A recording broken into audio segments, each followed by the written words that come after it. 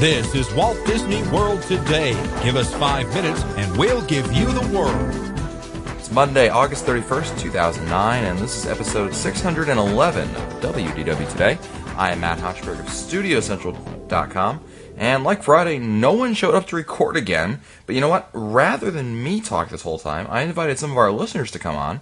I posted a message on Facebook to come record right now and hop on, and so many of our listeners responded actually that it crashed Skype, which is great. But anyway, but thank you to all of our listeners who tried to get through, and we did find 3 dedicated listeners to come on, and as Jay put it best, they were just sitting on Facebook and happened to see the message come by.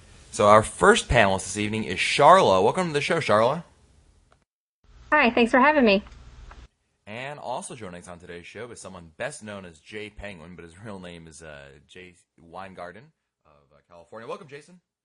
Hello, thanks for having me. It's a pleasure to have you on, Jason. And of course, Jason contributes to the WDW Today wiki from time to time, and we thank you for all your hard work, Jason. No problem. And also joining us on today's show is the lovely April Baker, and you have a few sites now, April? I actually have 2. Scrappingthemagic.com and TakeTheMonorail.com. Take the Monorail is a planning one for families. I like it. Well, it's good that you have that background, because on today's show, we're going to do a little bit of sneak preview, if you will, of the WDW Today reunion, which is coming up in December of this year. Details at wdwtoday.com/reunion. And one of the events that we're going to have is a town hall meeting where we're going to go to you, the listeners, and get opinions on different aspects of Walt Disney World. Now, on many shows, we've talked about some of these aspects, the dining plan, fast pass, and we've kind of given our opinions. My opinion, Mike Newell's opinion, Mike Scova's opinion, Len's opinion. But you know what? It's not about us. We want to hear what your opinions are, the people who go to Walt Disney World all the time, all of our listeners, what you guys really think. So we're going to take these topics and discuss them and see if you guys really use them, if you find value in them, things of that nature, and see what you think of them. So we're going to start out by request with the online ADR system, and I believe somebody requested that. That was me. April, okay. So online ADRs, and of course a month or 2 ago, the online ADR system came on, which allows guests to make reservations for restaurants either online on the computer or via the phone, which was the old conventional way that we've been doing it for many, many years. And April, since you brought it up, why don't we start off with you? Why don't you give us your opinion of making of the online ADR system in itself? I first thought it was, yes, this is the best thing. After trying to use it last night, I'm not in love with it. Why not? What happened? Well, first problem, I was trying to book for Everest weekend in September, so short notice. But I'm a local, so I don't take the long trips. Right. And I guess part of it's also because of free dining. Everything was booked, which I was understanding and expecting. But I was kind of hoping when I said I want something for 3 o'clock and kind of pick to a resort, it would give me all my options that were open. It's not. It's only giving me a few. I understand. So you're not in love with the interface. Is that what I'm hearing? Correct. It probably would have been a lot easier for me to call up and say, I need something for 3 o'clock. Uh-oh, a technical issue there. But moving on. Jason, have you used the online ADR system yet? I've not used it yet, but I've kind of found that the general reservation online system is not too good. I always find it faster just to talk to a cast member, call up, and they're always very friendly, very helpful, and I think that maybe what they're working with, their system in Orlando or wherever they're located, is much better than whatever the interface is. And I've just always called up, found someone to talk to, and just done all of my planning that way. Okay. Charlotte, what about you? What's your thoughts on the online ADR system? Do you like it? Do you like the idea? Do you prefer the phone? What are your thoughts? I like the idea of it. When I tried to book some dining for my upcoming trip, though, every time I tried something, it would just say, no, that's full, I'm sorry. But if I could call, then the cast member could say, that's full, but what about this one? What about this one? And so I feel like it's a lot more interactive and helpful to talk to an actual person than use it online. Yeah, I agree with that. I think, and that goes back to what April was saying, that it's a good idea, but I like what you just said. If you say how about Le Cellier for 4 people on this date, and so there's nothing available. It's nice to be able to have that kind of person over there just go, oh, there is something else available, right? Or this place is also available. So, okay. Well, the online system was giving me options, but I said, oh, okay, there's only 4 restaurants available. But then I tried a different resort area, and it gave me different things available at the same time. It's not very user-friendly if you know you want to eat at a certain time, but don't really care where. Right. Because I know I'm short notice. I know I'm not going to get my first 3 choices. So it would have been nice to just let me give a general time and you tell me what's open, and it just didn't do that. Absolutely. All right, fair enough. Let's move on to, while we're talking about the online dining system, let's talk about the dining plan. We've talked about it, and I think generally on our show we've kind of, in the past, kind of not been fans of the dining plan in terms of that it's not necessarily the best value out there. You have to do the math. And B, it's even if you do the math, it's not like it's that much better. Of course, you still have to pay the rack rates for the hotels, and there's a lot of other things going on. But that's just our thoughts on it. So, Charlotte, let's start with you here. What are your thoughts on the dining plan? I have used the dining plan a couple of times, and I've had good and bad experiences with it. For the most part, I think if you're going to eat a lot of food, it's a good idea. But, if you're just going by yourself or with a couple of other people and you don't care about having a sit-down restaurant, then I don't think it's a very good deal. I can eat for a lot less expensive and still be satisfied than what the dining plan has to offer. Jason? I used it once. I ended up taking a lot of Rice Krispie treats and cookies back on the airplane with me. I'm a big fan of, waking up early, having something small as breakfast, having a bigger lunch, and then just, finding, a counter service late at night. So it doesn't really work for me. I think that the new plan that they had, I think like a year ago they introduced it, that I haven't been able to use that, but I just kind of take a pass on it just because I don't necessarily have, that much time in my, schedule to, sit down and have a, very big meal. What about you, April? I've never used it. I've never seen the value in it because of the way my eating habits are. If I eat one meal a day, I snack the rest of it. I'm not going to sit down and do one quick service, one this. I just never saw the value in it for me. Okay. What about, do you agree? Some of you brought up the option of food in terms of there's too much food. Charlotte, do you agree that there's too much food? Well, I haven't done it since they took away the free appetizer. Okay. But when it was an appetizer and then a full meal and then a dessert. It was just way too much food. But since they've taken away the appetizer, it's probably a lot more manageable. But still, their portion sizes at a lot of places are so big, there's just not room for dessert. What about you, April? You think the same thing? Yeah, it's too much food. That's the other reason I don't bother to go with it. I'm not a big eater.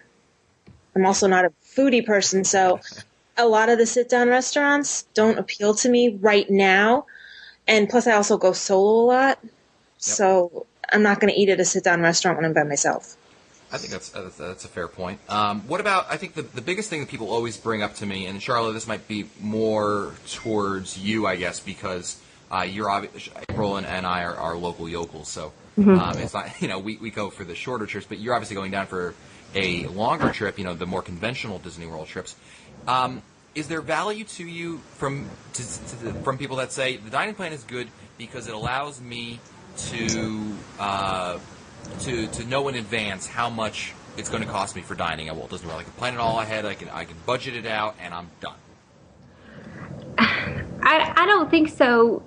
I mean, I can understand why they would think that, but I tend to go for 3 or 4 days at a time also, and I just save my money as I'm going, and I go quite a bit, so there have been times when I've been on the dining plan where I just think after like the 4th or 5th day I cannot eat another thing, And so if you don't have the dining plan, even if you fill up at 1 or 2 meals, the next day you don't have to eat as much and you don't have to feel like you're wasting your points or your credits on anything. Okay. Jason, what about you? Do you feel that the dining plan is the benefit of the dining plan is that you're able to better budget your money ahead of time because you know how much of your money you're going to be spending on food? Do you find that to be do you agree with that?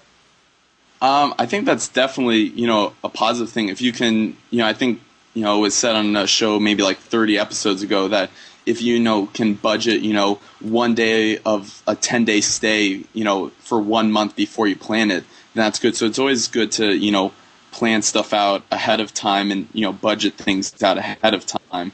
And, I mean, that is a positive. But, again, I just think that, it is a lot of food. And it's just not too conducive to mine or too many other people's schedules. Cool. All right, let's move on to another topic here, and let's talk about. I'm gonna go with FastPass here, and the question is, I was gonna ask, obviously I think everyone here generally likes FastPass to some degree, one or another. Let me ask you. Let's put it this way, and Jason, we'll start off with you.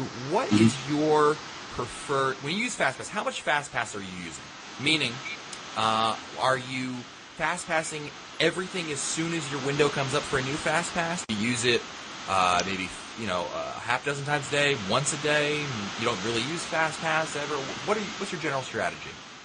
I try and use it for the things I definitely want to do. So if I know that I want to do Space Mountain, maybe more than once, maybe twice or 3 times during the day, then I'll use it for that. But I'm pretty good about not letting a window of 2 hours go by without checking to see if I can use a FastPass. I'm definitely a big proponent of the system when you use it correctly.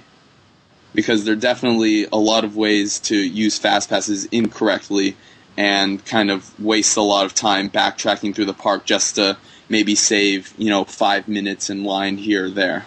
Okay. April, what about you? What's your general FastPass strategy? How much of it do you really use? Very casual. I think the only times I ever use FastPass nowadays are Soaring and Toy Story Mania, just because they're things I really want to do. But like Jay said, it's the backtracking. I'm not going to schedule FastPass windows. If I'm in an area, I can get a FastPass and I'll still be in the area in the window, I'll go. Otherwise, I'll just tend to wait in line if it's not, major long line. Okay. Charlotte? Yeah. I agree with April. I don't like all the backtracking, and there are certain lines that I don't mind waiting in versus others. Like, I really hate the line for Rock and Roller Coaster, so I'll get a FastPass for that. And I don't mind the line for Tower of Terror. And that's just my personal preference. So I'll just try to use it so that I'm in the same area.